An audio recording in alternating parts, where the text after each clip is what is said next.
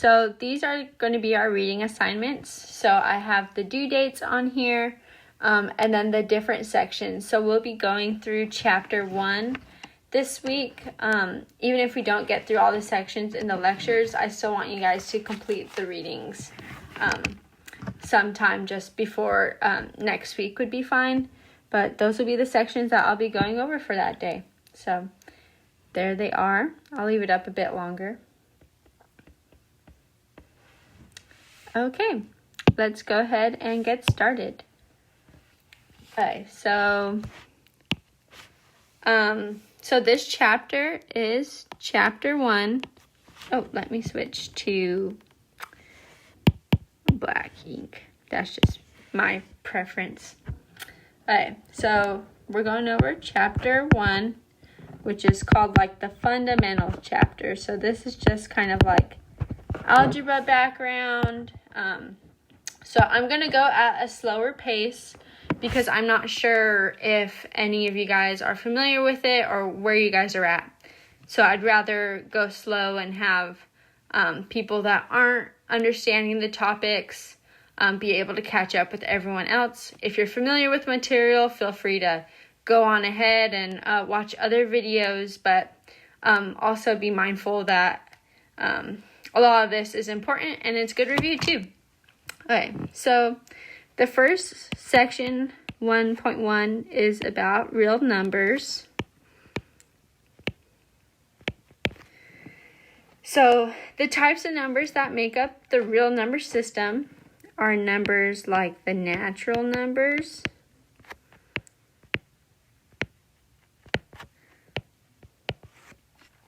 and this is like the common notation for it, that little n. So these are numbers such as like 1, 2, 3, 4, and so on. And these numbers are like counting numbers. Counting. Like on our fingers. And then another number that makes up real numbers are the integers. So the symbol for that is like a Z. And these numbers are the natural numbers with their negatives. So we have like -4, -3, -2, -1, 1, 2, 3, and then also 0. And then we have the rational numbers, and the symbol for that is like a Q. And so our rational number, let's call our rational number R. So R can be expressed as M over N, where M and N are in Z. So this symbol here means in. And our N does not equal 0 because we can't have a 0 in the denominator. So the cool thing about rational numbers is that they're expressed as terminating or repeating decimals. So terminating or repeating decimals. So some examples are like 2/5. That as a decimal is 0.4. -2/3. That's -0.666. So the 6 is repeating. And then the 0.4, it terminates, so it ends. It's just 0.4. And even like numbers such as -17, because we could put those numbers just over 1. And then we have the irrational numbers. So the symbol for that I'm going to use is I'm going to use this, which R means real numbers. So I'll actually put that up here too. And it's going to be R and then the slash and then the Q. So that kind of means like R minus the reals minus the rationals. When you take the rationals out of the reals, you're left with irrationals. So these actually can't be expressed as a ratio of integers. And they are neither terminating nor repeating.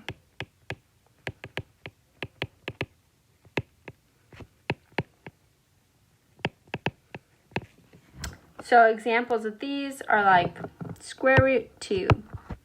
Example. So square root 2 is approximately 1.1 or 1.414214. So see how there's not really a number that's repeating. It's just kind of a bunch of random numbers that keep going and going. So it's not a rational number. And then if you guys seen this, pi, something that should be well known. So it's 3.142, and I can't even do all the decimals. I knew someone in college that could do like 100 of those decimals, but we don't got time for that. And then numbers such as 3 over pi squared kind of thing. So the real numbers, these are just the different components of it. I'm going to draw a diagram here. So I'm going to go to the next page. So this kind of diagram it shows, what's comprised of what kind of thing. So we have this whole box kind of thing is like the real numbers. And then I'm going to switch colors here. And so this part of the real numbers, these are the irrational numbers. I'm going to switch colors again. And these are the rational numbers. So the reals can be broken up between rational and irrational numbers. Within the rational numbers, we have the integers. And then within the integers, we have the natural numbers. So it's just kind of like this Chinese doll effect where everything just kind of collapses and then you get the real numbers. Okay. So some properties of the real numbers. And also this graphic is in your book, and it's a super great graphic to refer back to.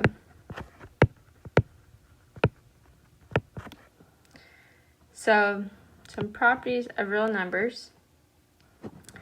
So I'm just going to go over the full list, some of the most important ones I think, but the full list is definitely in your book. So for A, B, C, and R, we have these. So I'm going to put property and then do example. So we have the commutative property, which basically means like, hey, these different variables, they can commute. So it doesn't matter if A comes before B or B comes before A when you're adding, or even when you're multiplying. So they commute amongst themselves. So some examples are like 10 plus 1. Now we know that's 11. And then we also know 1 plus 10 equals 11. So they're the same, so they're good. Associative. Make sure I'm spelling that right. So associative is they associate with each other, and so they're kind of it's like where you're putting the parentheses kind of thing. So we know those two are equal. Same thing with multiplication.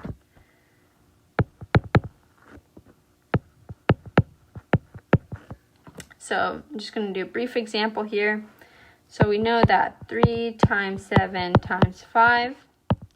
We know that's the same thing as 3 times 7 times 5. Just with the parentheses kind of moved around. And then last but not least is the distributive property. So that is like A times B plus C. We know that equals AB plus AC. So you're distributing the A to those terms. And then we also have just if it was on the other side. That's AB plus AC. And for that one, you could come up with your own example.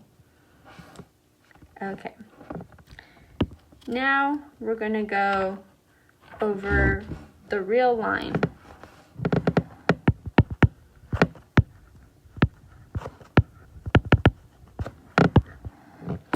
So whenever I think about the real line, I think of like when I was in elementary school, and in all my classes, the teacher would always have the number line on top of the whiteboard. So that's kind of what we're doing here. Here we have a line. So I'm going to be marking here as my origin. So that's kind of my center point. And we mark that as like a 0 for the real number 9. So that's my origin. So in this direction, we have positive numbers. So I have 1, 2, 3, and so on. So this is positive. And then this way, we have negative numbers. So that's like our -1, -2, -3. And then even between these, so here we have like -1/2. So that's a rational number right there. And then we have our 1/3, also rational because it's repeating, right? And then like here, let's say we have 2 3/4.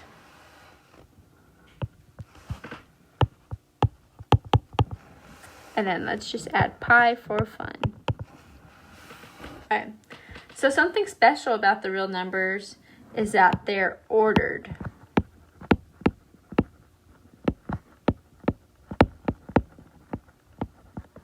So that means that they increase from left to right.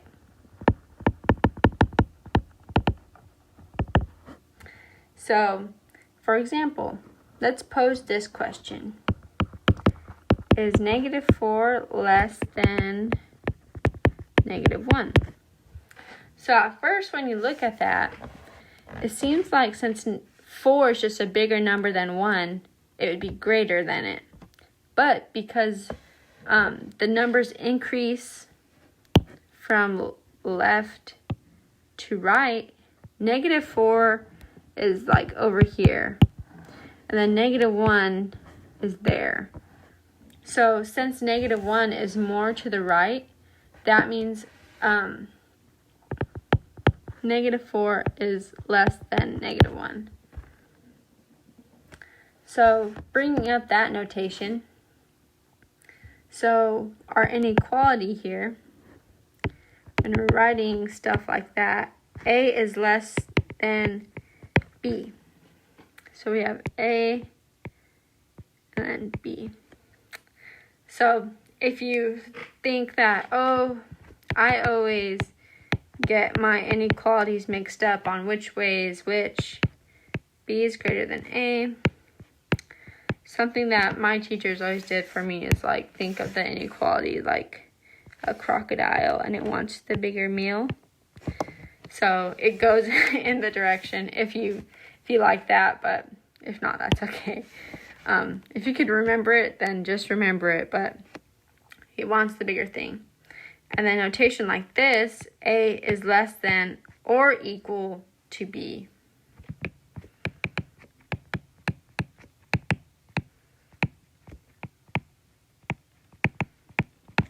So examples of this are 2 less than or equal to 9. 2 isn't equal to 9, but it is less than.